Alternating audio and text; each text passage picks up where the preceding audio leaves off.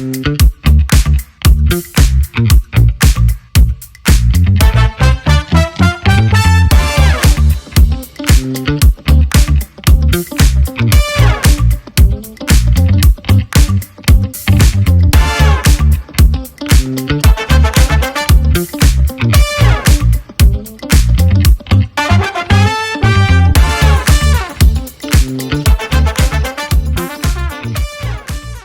right. Well, okay, good to know. Dr. Blake, do you want to ask a question from the patient panel? Yeah, I would just ask that they all just start out with telling us their story, and then we could go from there.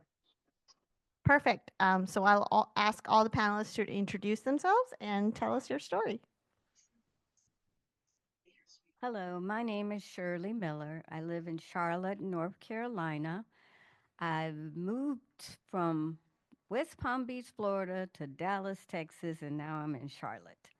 I have sickle cell SS. I am 68 years old. And prior to 2 years ago, I hadn't been in the hospital in over 10 years. But when I had this hip replacement, everything went crazy.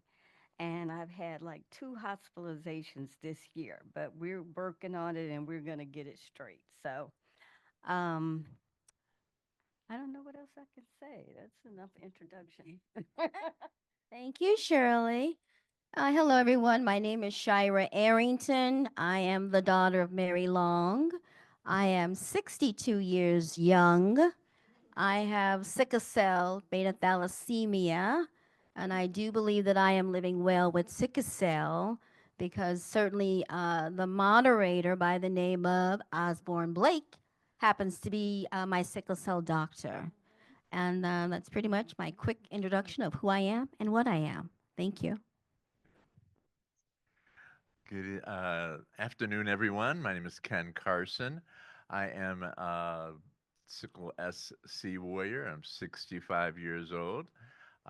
Originally from Chicago, transplanted here to LA, and benefiting majorly from the change of weather and avoiding Chicago winters.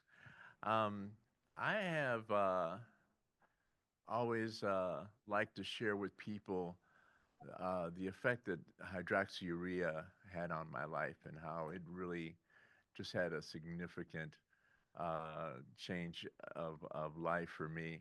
You know, going from having crises every 6 weeks to having one or two a year, and now not even having that many crises. I think I had one this year because of COVID, and uh, and then I had one a couple years ago. But in the last 5 years, I've had two crises, and so really, really blessed and really, really happy to be able to share that with people. And then I think Herb just showed up.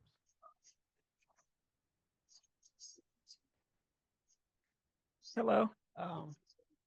My name is Herb Carter, and I am 52 years old, um, sickle cell patient, and I guess I'm supposed to just tell a little bit about myself. I work as a project manager for a construction company, and it's I guess it's a demanding job, but one of the issues that I have is just having to deal with my sickle cell on a consistent basis, and having to leave work and go get treatment at the hospital for either my ulcers or for sickle cell crisis, or just regular meetings with my doctor. It does pose a challenge, which I have to constantly deal with my company about, and finding a place where and I know for the most part the laws kind of protect you from being discriminated against in that sense, but it's definitely finding a place where you can have someone who's sensitive to your needs is important. So But I guess for the most part, I've found that I have to be very communicative with my superiors and whatnot. And I think ultimately what I've been trying to do is find an avenue or way that I can work for myself and not have to depend on punching the clock, whatnot. And so I've been working on that with the support of my wife and my son, who's here. And I think we're working on that, and and I know my body's not going to be able to hold up for indefinitely and to try to make a paycheck. But for the most part, sickle cell has been a real integral part of my life, unfortunately. Um, and I've had to deal with several ailments, such as I had necrosis in my hip, which I got a hip replacement, which was a blessing on in that regard. And then the ulcers have been another aspect that's been pretty difficult. But for the most part, I think I just really try to um, stay as healthy as I can, get rest, be very involved with my doctors, and making sure that they support me in the way I need to. And I mean, I've recently even changed doctors because I stopped, getting the support from the doctor, my original doctor that I had in LA. And so that's sometimes you have to do that to maintain your health and for you and your family. So that's pretty much it. My doctor is Dr. Payal Desai in Charlotte, and I have to give her her props because she has really, really helped me a lot this year. But I've been in the sickle cell service for over 30 years. I've been around for so long. I've served on the SCDAA board.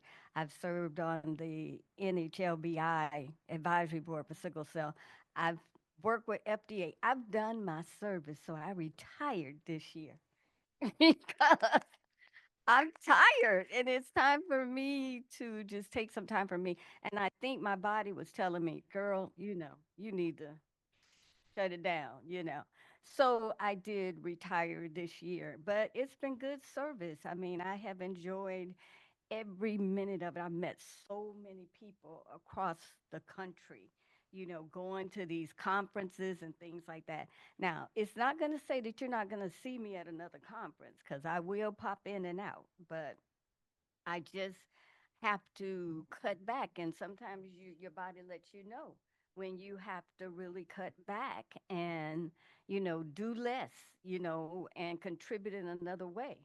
So I understand what Herb is saying, because it just is what it is. But if you have your faith, you can get carried. It'll carry you through.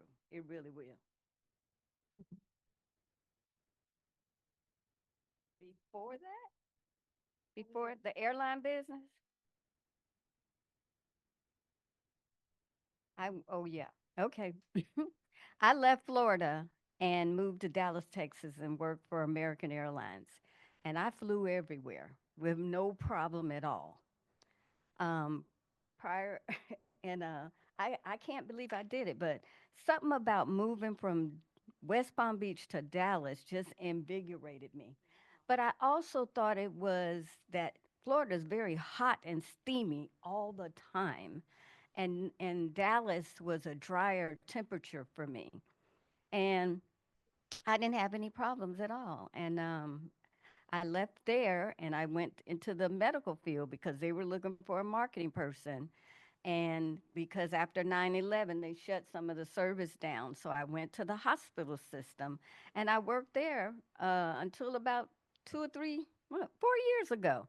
Then I went into pharmaceutical. I work for a pharmaceutical company that has a drug for sickle cell. So I just kept changing my career around to suit me so I could do the things that I wanted to do. But Okay, wow. I think with me as a patient, when he was talking about your body, I have to personally listen to the little questions that my body is giving me. Like I can feel tingling in my knees, and I'm like, okay, knees, why are you tingling? So that I have to ask myself and pay attention to those small little pains. And when I do, I have to aggressively go into survivor mode, which means that I have to make sure that I adequately hydrate myself. I have to make sure that I get adequate rest and not, overexert myself, which is very important. Because the last time I had a full blown sickle cell crisis was in 2019. I was in the hospital for 12 days, and I think I had the most excruciating pain that I have ever experienced in my entire life. And when I described the pain in that 2019 episode, it was almost like a tree trunk traveling backwards in my veins. That's how excruciating the pain was. And my daughter goes, I over exaggerate when I explain it that way, but she starts crying because she can see the tree trunk literally visualizing it trying to go through my, that's how bad the pain felt. So I told the Lord, I never ever want to be in the hospital again. So I had to change what I was doing, changing my lifestyle, listening completely to my doctor, particularly Dr. Blake. He would tell me to take vitamin D, and I would take vitamin D. And then he would say, you need to take vitamin K. I think it was K3. But Mm. my last year, Dr. Blake, if I remember, you told me to take them together. That made it, K2. was that correct? K2. K2, K2. Thank you. I take so many. So K2. Thank you, doctor. That changed my life. Eliminated sugar, clearly. And I just have, as a patient, I have to be more comprehensive in what I'm doing. Like listening to the pain in my body and making sure I'm hydrating myself because I want to live long. My daughters are 32 and 30, and I currently have no grandchildren. And I want that experience. I really do. So as a patient, I'm learning to listen and to react and be proactive with what I'm doing and listen to my body because I told God, never again, because that was the most painful thing I've ever experienced. Until this day, 2024, I've only been in the hospital maybe 3 or 4 times for one day. They'll hydrate me, give me meds. I'm thanking God from going into that emergency room, coming out. And it is faith and my belief in faith and God and the instructions of my doctors. I have a hematologist. I have the #1 sickle cell doctor in the whole wide world out of Kaiser Riverside, Dr. Osborne Blake. And tell your wife she has to talk to me before you consider retiring because you're my doctor. So that's what I do as a patient. And I like to encourage all of us to listen to our bodies, understand what those little kinks mean and how it can dramatically change our lives. I can be traveling to Paris, France, which I just came back from the Olympics, and I'm fine. Took a nap when I got home, and my arm started hurting. And I'm always over conscious about my left arm because I had a DVT in this arm. So I immediately took a pinch of my Dilaudid, drank about 2 gallons of my water, rest, exercise, meditate, and did my affirmations. No hospital visits. However, the drug that I'm on is actually Enduri, L-glutamine.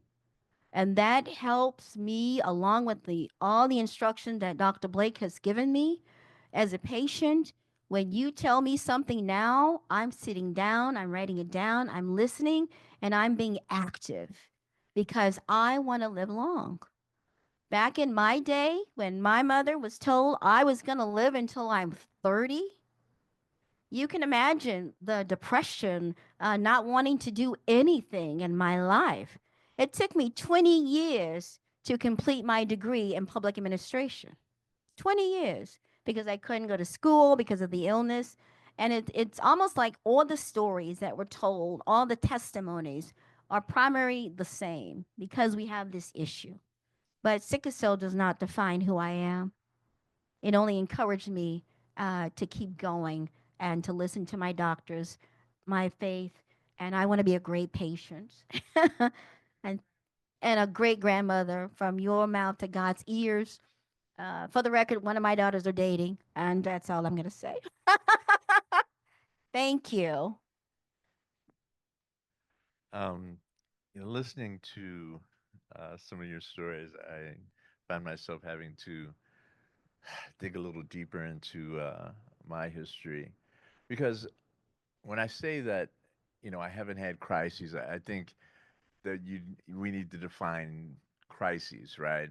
Um, that full-blown crises, with the tree trunks going through your veins, or as I used to describe it as, guys on the inside of my bones trying to hack their way out, that kind of pain.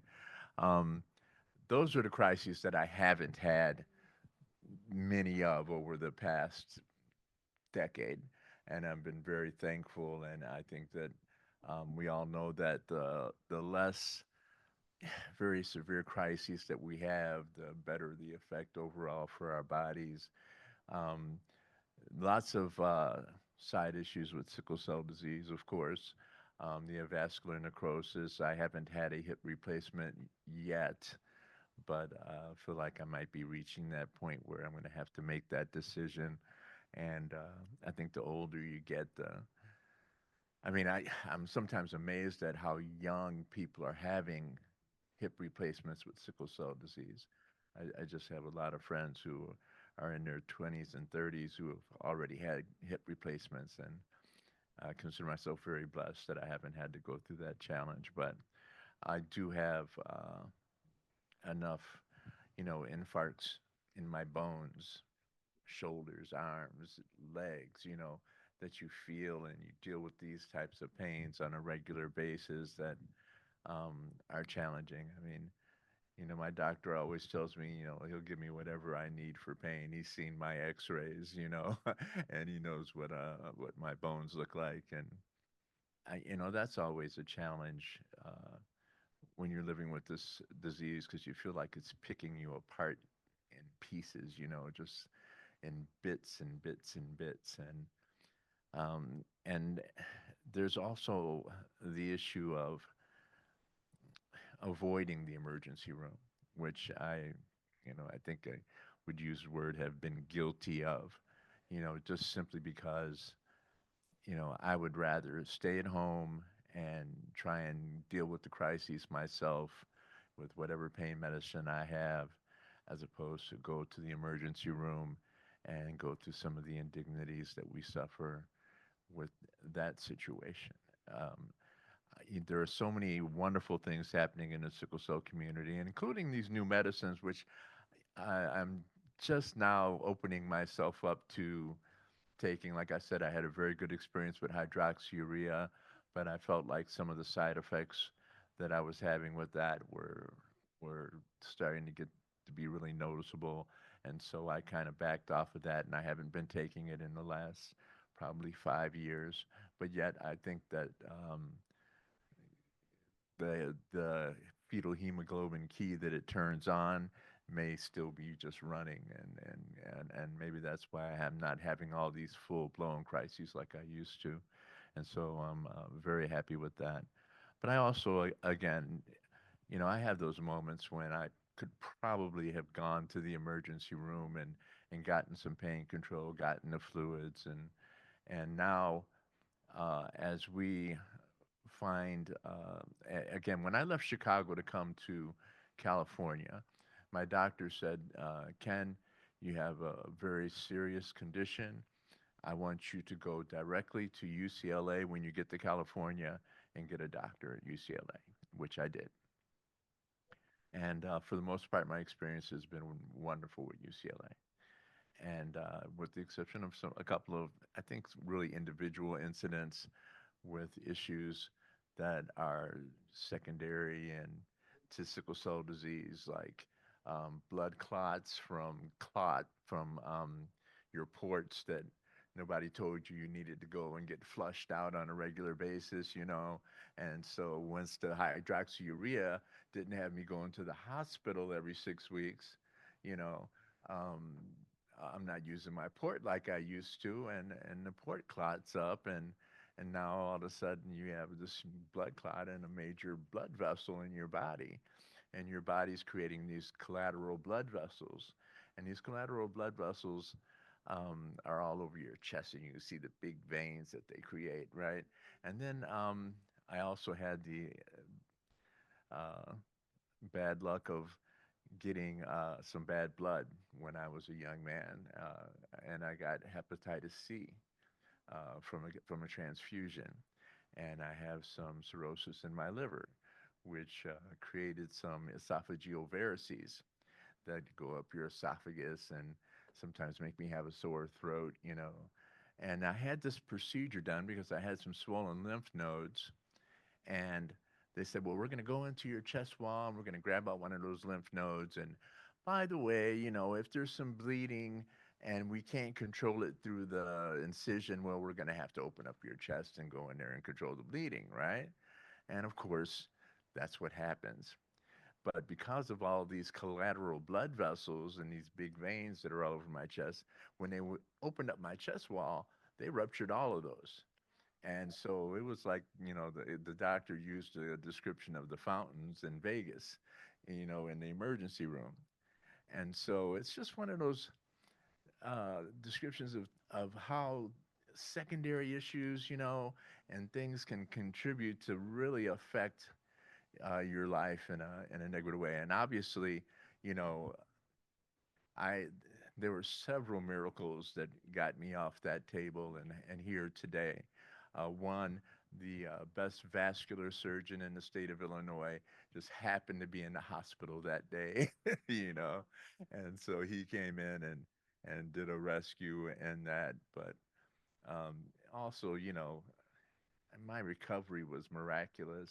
You know, the doctor standing in the hallway looking at me while I'm in the ICU, and he says, you know, 5 days ago, I had your heart in my hand pumping blood through your body.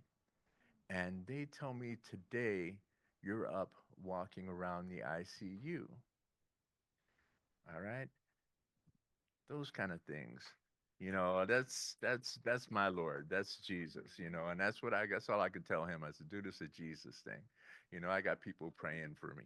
And I did, you know, and so life with sickle cell disease is not easy.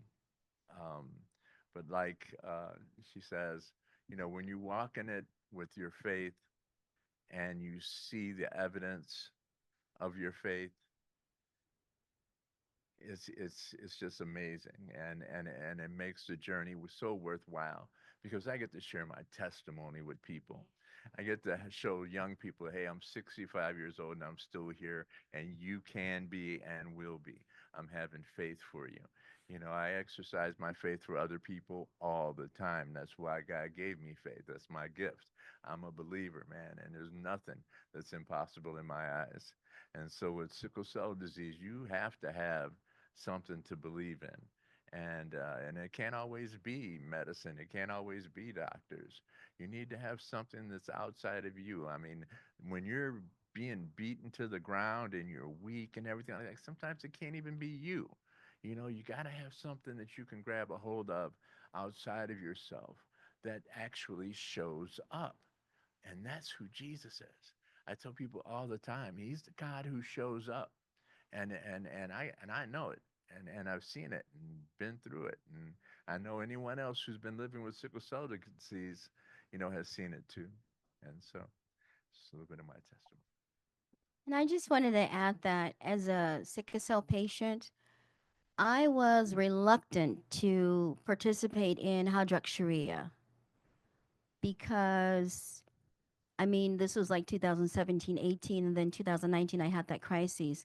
But after 2019, that's when I was recommended that I do hydroxyurea. Ultimately, I started taking it, and my hematologist gave it to me at a higher dose. So hydroxyurea had these really negative effects on me where I didn't particularly want to feel that way taking this medicine. But the ultimate goal was to prevent me from going into a crisis into the hospital. So when I told the doctor, I didn't really particularly care for it, but he said at my age, I really should reconsider it. So he recommended that I take a lower dose. So they gave me a lower dose of the hydroxyurea, and at that particular time, I think I want to say Dr. Blake or Dr. Yu at both at Kaiser recommended I do hydroxyurea and Indori together. Well, I found out that the hydroxyurea really made me wheezy, and I didn't particularly care for it. So they would prescribe it to me, and I'm gonna be honest, I did not take it. But I retained the method of taking the Indori. That Indori gave me energy. It put a little weight on my body. I felt better. And to this day, with the encouragement of Dr. Osborne Blake, I take hydroxyurea. But as a patient, we are reluctant to participate in all of this medicine. But they're the doctors, so they know. But when you talk about faith, I have to affirm, God, is this going to be for me? So every time I go to my weekly hydration, I have to get hydration every week, particularly when I travel. I take that bag, lay my hand on that bag, and I say, Lord, bless this hydration to increase and enhance my body in the name of Jesus. I have to do that for me, and it does help my body. So we are patients of sickle cell, and sometimes, again, we are reluctant to jump in on both feet and two hands. But like I said, my doctor still prescribes hydroxyurea to me at a lower dose. I'll get like 5 or 10 pills, but he's steady with the Dilaudid because when I do have a pain crisis or the beginning of one, I'll just take a pinch of it and, of course, increase my liquids, and I keep going by the grace of God. So as a patient, I'm reluctant, but I do listen to my doctors. Thank you. Uh, Earlier, we learned Sorry. about implicit bias and explicit bias in medicine. Um, could you and some of the panelists have already described some of their experiences with explicit bias. Is there any other um, experience that you want to share about your experience with explicit or implicit bias with within the medical system? I wasn't going to share, but since you said that, uh, I don't have any children, but I'm a super aunt. I can get them and then take them back, and I buy them lots of stuff.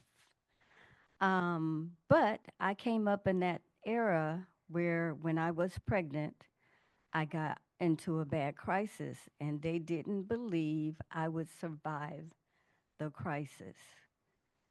And even though I could not really talk to for myself, my then husband, he's a then husband, um, advocated for me, but he thought he was doing the right thing because they basically told him that I probably wouldn't make it through the crisis.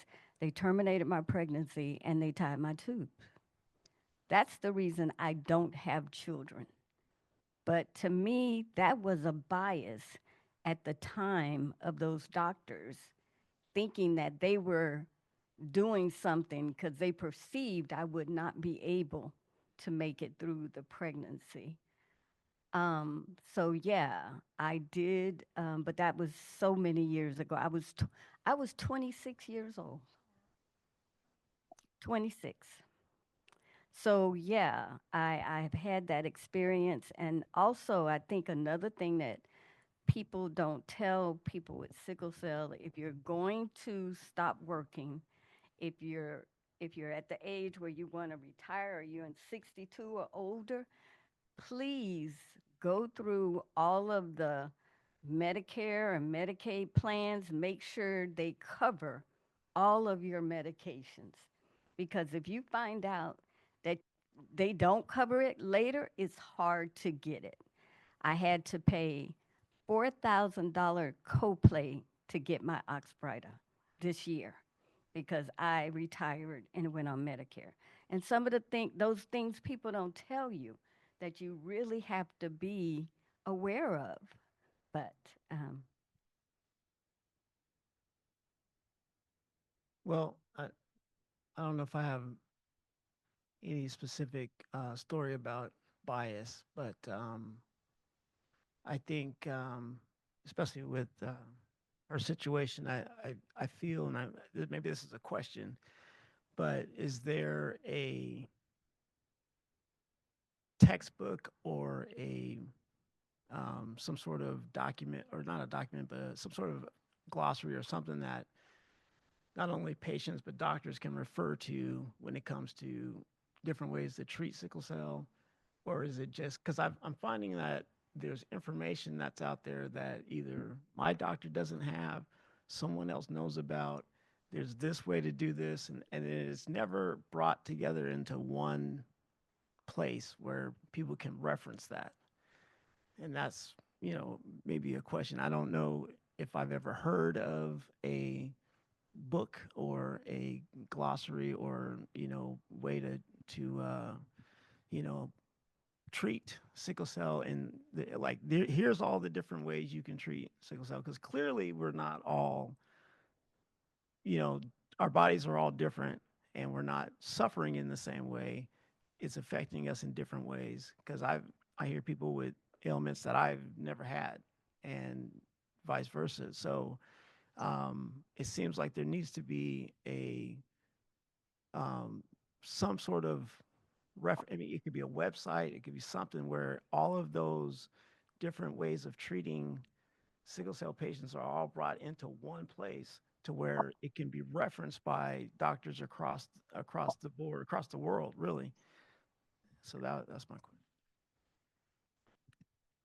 I will say, so UCSF Sickle Cell Center of Excellence, we did combine all the resources, all the guidelines together into something called the Center of Excellence Guidelines for Sickle Cell, and it's more for the medical professionals, but it gives you an overview of every part, how it affects every part of your body, what complications you can get, what can you do to prevent them, and all the therapies that are available. However, I will say, so you can access that online, and I'm happy to send it to you. The issue is any book that's printed today is outdated tomorrow and a year later. So it's something that requires, and we do our best to update it, but it is out there, and I'm happy to send it to everyone here.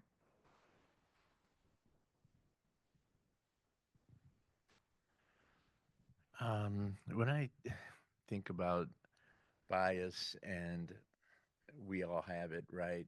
We all have the ways that we deal with people who are different from us, and and perceive those people, and from our own experience. And but when it comes to the treatment of sickle cell disease, I don't know.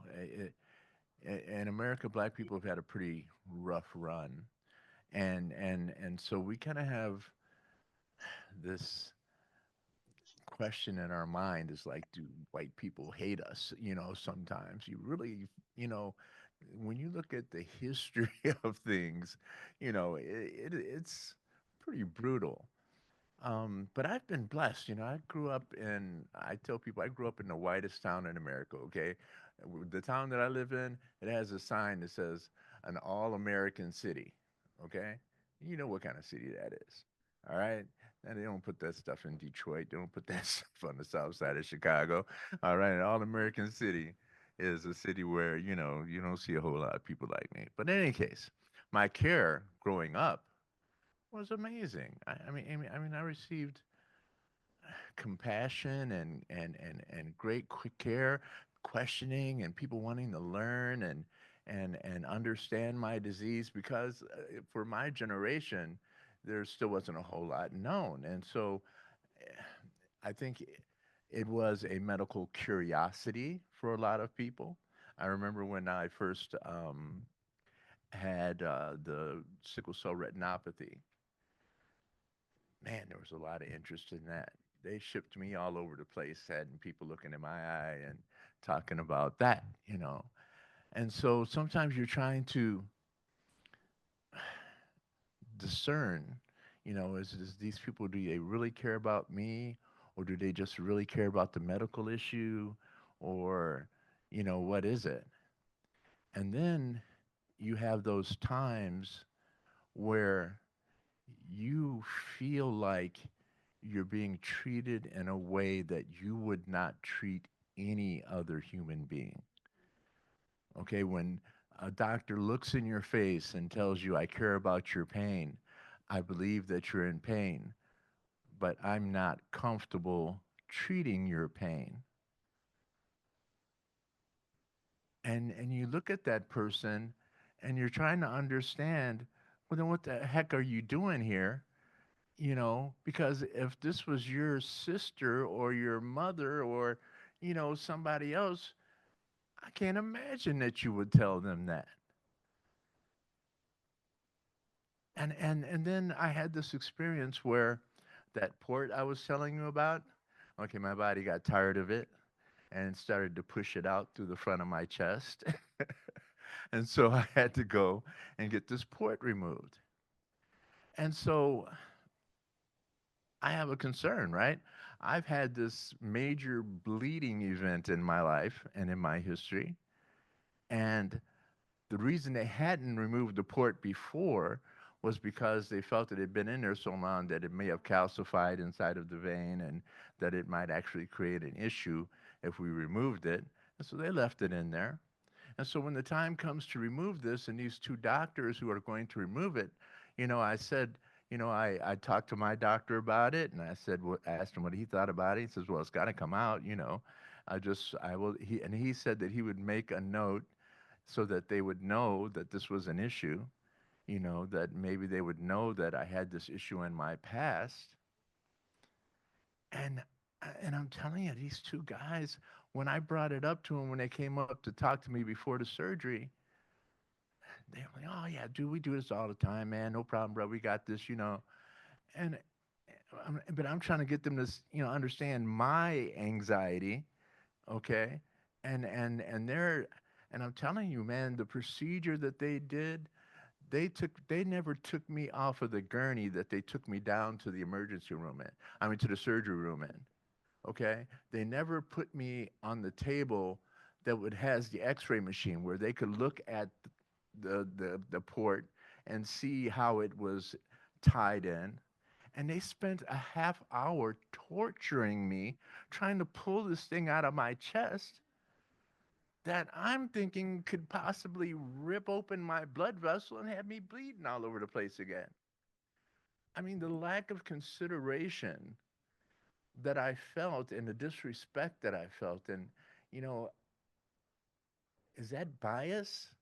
I mean, are they really not looking at me like I'm somebody who they should care about, or care that, you know, I expressed anxiety and fear about this procedure? And they're yanking on this thing, and I'm telling them, guys, it's not coming out, you know. And then finally, they decide to put me on the table where they have the X-ray machine, and I'm like, oh, okay, yeah, you know. Those are the types of situations that, you know, when we talk about disparity in treatment with amongst African Americans, you know, and bias, it's like when you lose sight of our humanity, when you lose sight of the fact that, you know, man, I'm just like you, dude. I'm afraid. You know, I've never been here before. You know, I'm having to trust you, and then you prove untrustworthy. I don't know. I don't know how to wrap that up, you know, but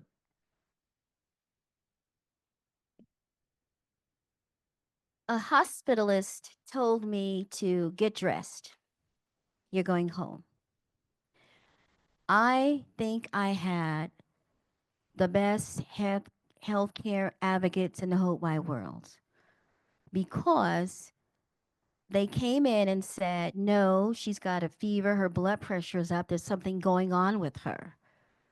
And I was asking, where's my shoes? Because a hospitalist told me to get dressed because you're going home. The problem was 2017, I had the most excruciating pain in my left arm. Come to find out, it was a deep vein thrombosis. It was a DVT. What happened was my advocate came in and she says, she's not going home. She's not going anywhere. She's in pain. Can't you see the pain? Look at her face. Can't you look at her vitals? She touched my arm. I screamed like I was in Carnegie Hall doing a concert. That's how loud my scream was because the pain was so excruciating. The doctor clearly biased because he said, well, I gave you pain meds. I think it was a small amount of something that did nothing. But yet, he said, get dressed. You're going home. Clearly biased because of who I am and the pain that I was in. But had she not touched my arm and demanded them to at least take an x-ray, and that's how they discovered that I had a DVT.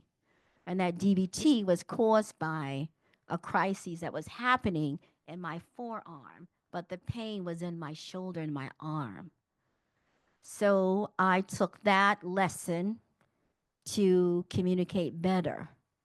So if I have to scream louder, I will. If I have to take a healthcare advocate, I will. And that was biased to me. Thank you. So you got an apology for that. Actually, I did because my mother, who was still alive at the time, uh, went to the hospital, which was Kaiser, and they were able to apologize to me. And I do believe the hospitalist was transferred, not at my asking, because, like the gentleman said, there has to be a guide. And like you said, there is one, but where is that access to that information to know how to, treat me? I'm a Black woman in pain and it's coming from my arm, but yet you gave me a small amount of something to relieve the pain and then tell me to get up and get dressed. And she touched my shoulder and it was like crazy. But yes, to answer your question, they did give me a written apology, and that person was relocated. And I believe in having a care advocate with you as a patient because I couldn't advocate for myself. I was screaming in excruciating pain. So by the grace of God, like I said, I now listen to things that happens to my body and I scream louder. And for the record, I've learned tools also to communicate that better as well.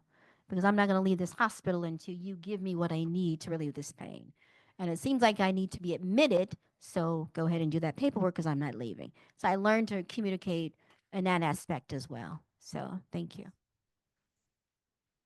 Since we're not going to have a long time to do this, I really want to ask the question about relationships. Growing up with sickle cell disease, what was it like when you were children? What was it like, as an adolescent? What was it like as an adult? How did how did you get to where you are now? And I'm gonna give this to Herbert to start with.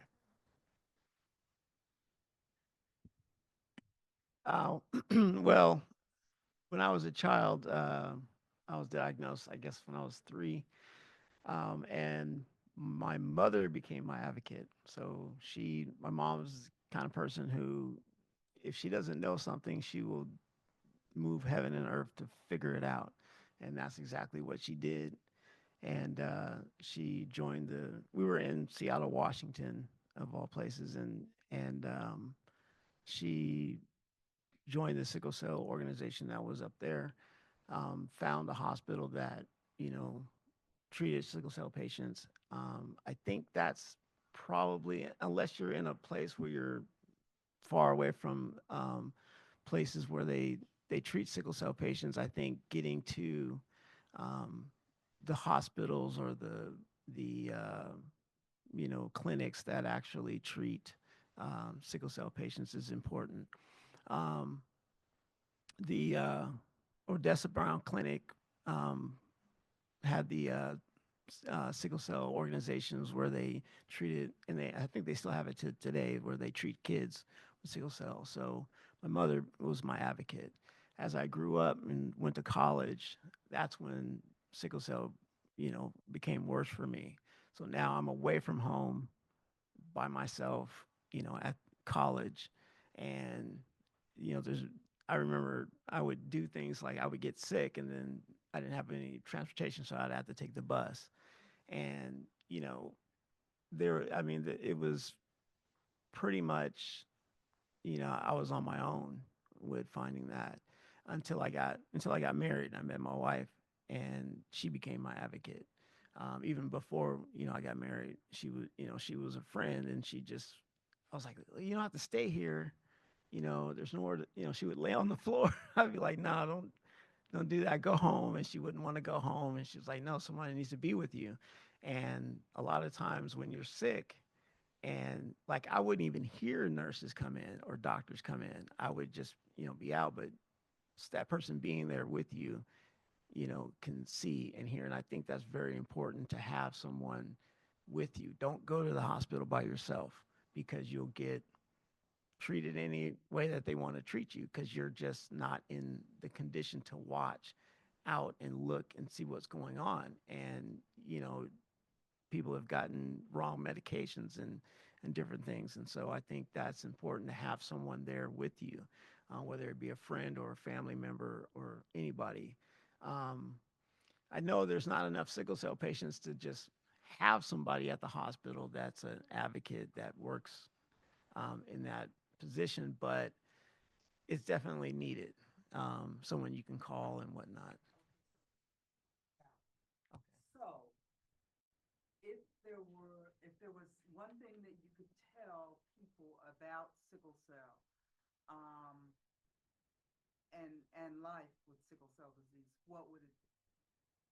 One thing that I could tell. Let me think about that. I'll let you go. You need a mic? No, she was Oh. she was speaking the mic. Oh. If there was one thing about sickle cell, that it's different with everybody, and don't feel like you have to, that the way you're suffering or the things that impact you are strange or not normal because it's what happens with you.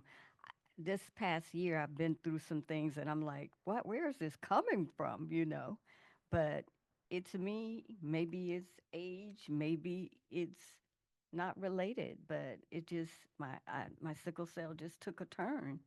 But everybody's different, and you shouldn't have to think you have to be just like anybody else. I would say that sickle cell disease does not define who I am. Said I wasn't going to be here until the age of 30. Couldn't do anything. I've traveled all over the place now. So I would told somebody that who is dealing with sickle cell that it does not find who you are. You can accomplish anything you want to do because that's what my mother told me. As a child, our lives were horrible because my family is an outdoors type of family. We do everything outside, from the river to the lake to the snow to the mountains. My sister and I would have to sit in with our jackets on and hoods on and hats on. And at 4 o'clock, 5 o'clock, my mother would say, put your clothes on, put your jacket on, go outside, enjoy the water, enjoy the snow. My cousins would get all mad because they knew what was going to happen after that. My sister and I would go into a crisis. It wasn't a major one, but it did ache our bodies. And that meant for my family, the party was over.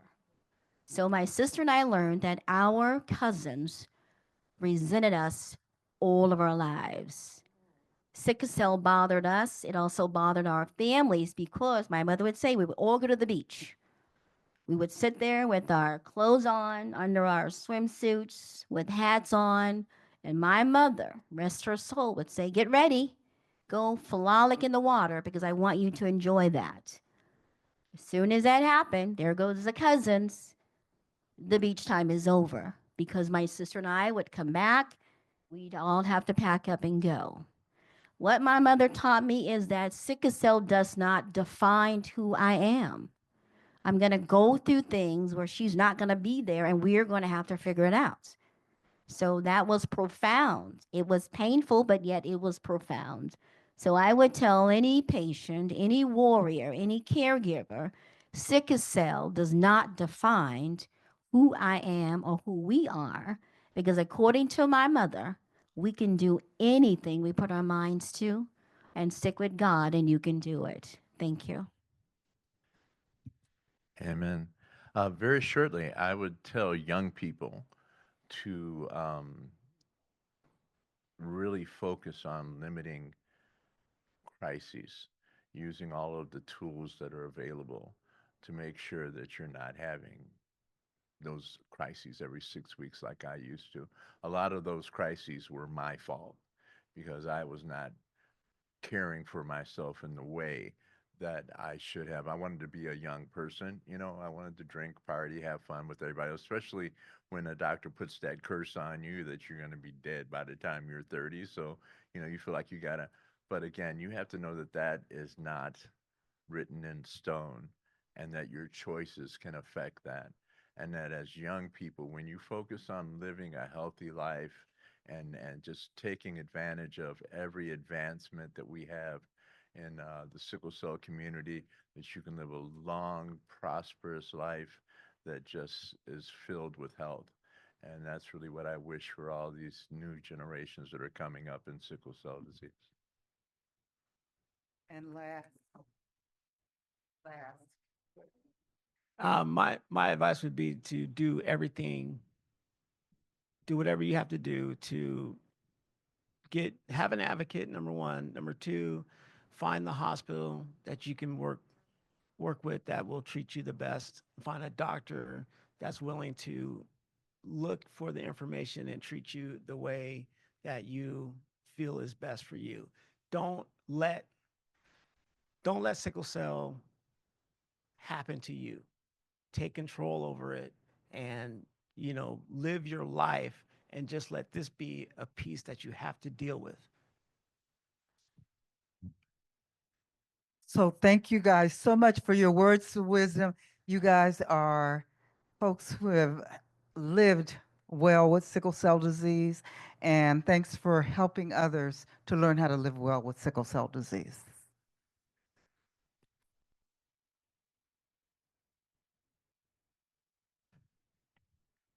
So I'm going to turn this back to Dr. Basine and Dr. Blake, and then I will have we're all going to do our sickle cell pledge.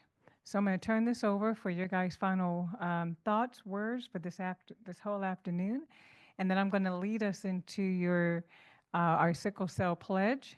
So if you guys have your brochure or you can share with someone, we're going to go and do that together.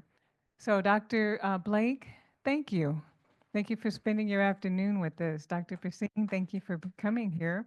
I'm going to turn it over to them, and then we're going to do our sickle cell pledge. All right. Well, yeah, thank you for educating me today. I think this was a great session. I learned so much from everybody here, and I think there is a long way to go for sickle cell care and for education for our medical community. There is just so much to be done, and I am very hopeful that things will improve. We are not even close to being there, but I'm very hopeful that we are headed in the right direction, and I hope you all stay with us and help us improve. Yeah, I second that sentiment, and I thank you all for teaching me more about how to be empathetic and listen to your story and see you and treat you as individuals and then use that to teach my colleagues how to better understand and treat you. And so thank you again. And yeah, we'll turn it back over to Dr. Crowley today. Thank you.